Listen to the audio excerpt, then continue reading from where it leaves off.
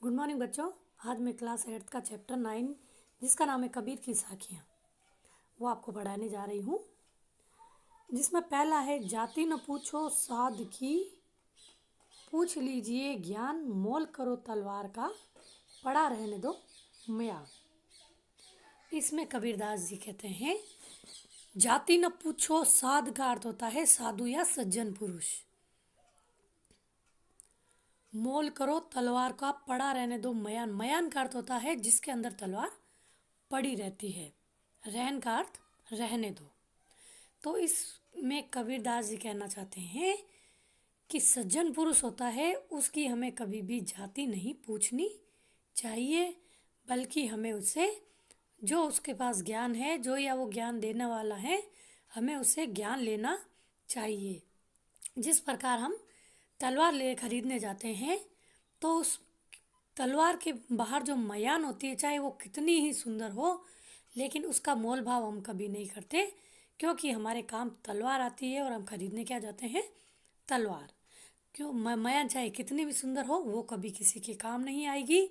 अंदर जो तलवार है उसी का मोल हम करते हैं। तो इसीलिए कवि कहता है सॉरी कबीरदास जी कहते हैं कि बाहरी आजकल जैसे जो जो जात पात पहले ज़माने में होता था उसके बारे में कह रहे हैं कि जात पात को छोड़ो और जो भी सज्जन पुरुष मिले हमें उससे ज्ञान लेना चाहिए। नेक्स्ट है आवत गारी एक है, उलट तो होई अनेक, कहे कबीर नहीं उलटिए वही एक की एक। इसमें कबीरदास जी कहना चाहते हैं आवत गारी एक है, यानी बोलने वाला ये जो सामने से गाली, गारी का अर्थ होता है गाली, उल्टत का अर्थ होता है वापस, उल्टी है यानी जवाब देना। तो इसमें कबीरदास जी कहना चाहते हैं कि आवत गारी एक है, यानी कोई व्यक्ति अगर हमें बुरा भला कहे या गारी यानी गाली दे, उल्टत होई अनेक, अगर हम उसे उलट कर वापस जवाब देंगे तो उस एक की अनेक गालियाँ बन जाएगी। यानी कोई व्यक्ति हमें छेड़ रहा है या हमें कुछ ओछी हरकत कर रहा है, अगर हम उसे कुछ नहीं कहेंगे तो वो एक ही गाली रह जाएगी।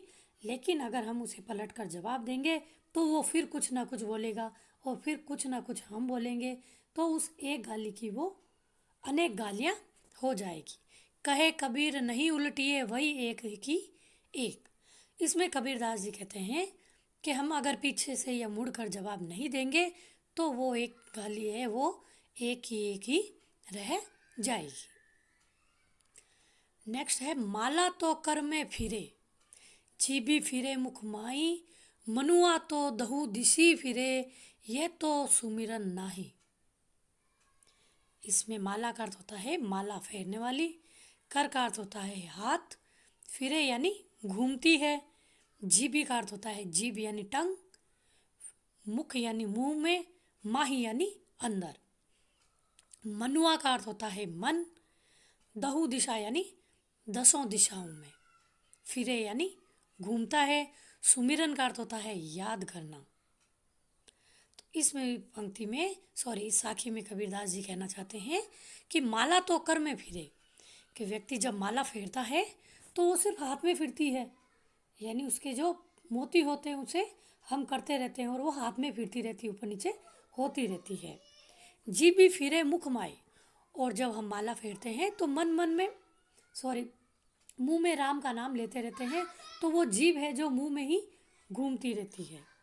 मनुआ तो दहु दिशी फिरे, हम माला फेरते रहते हैं उस वक्त भी जो हमारा मन है, ये मनुष्य का जो मन है वो दसों दिशाओं में घूम जाता है, यानी कहीं ना कहीं उसका मन है जो चला जाता है। ये तो सुमिरन नाई, ये जो मन है वो तो भगवान को याद नहीं कर पाता, क्योंकि उसका मन तो दसों दिशाओं में घूमने के लिए तैयार रहता है।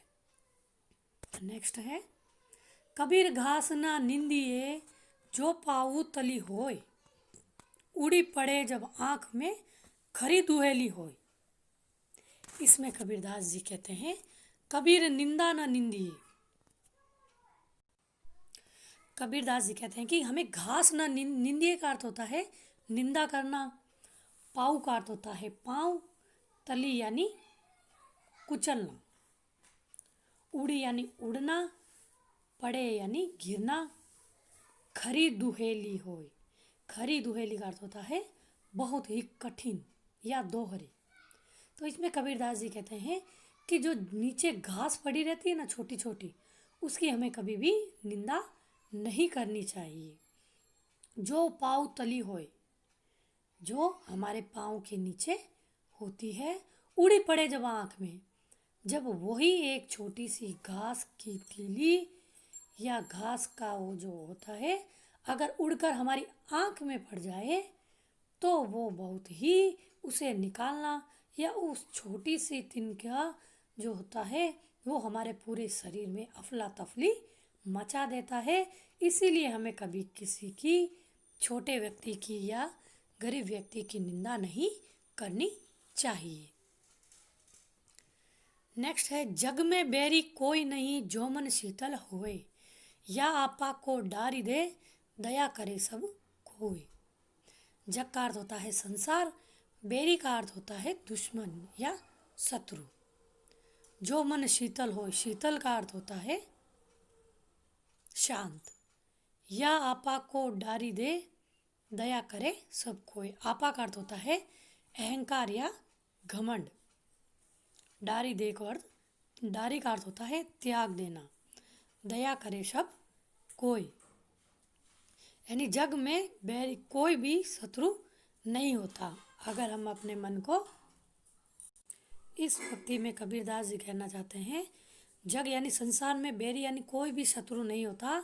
अगर हमारा मन शीतल यानी हमारा मन शांत हो जाए तो दुनिया में कोई भी हमारा शत्रु नहीं रहेगा। या आपा को डारी दे, अगर हम अपने मन के अहंकार को त्याग देंगे, सभी को अपने दया भाव से देखेंगे तो सभी व्यक्ति भी हमें दया भाव से देखेंगे। तो ये तो थे हमारे कबीर की साखियाँ। अब हम करते हैं इसके अभ्यास प्रश्न।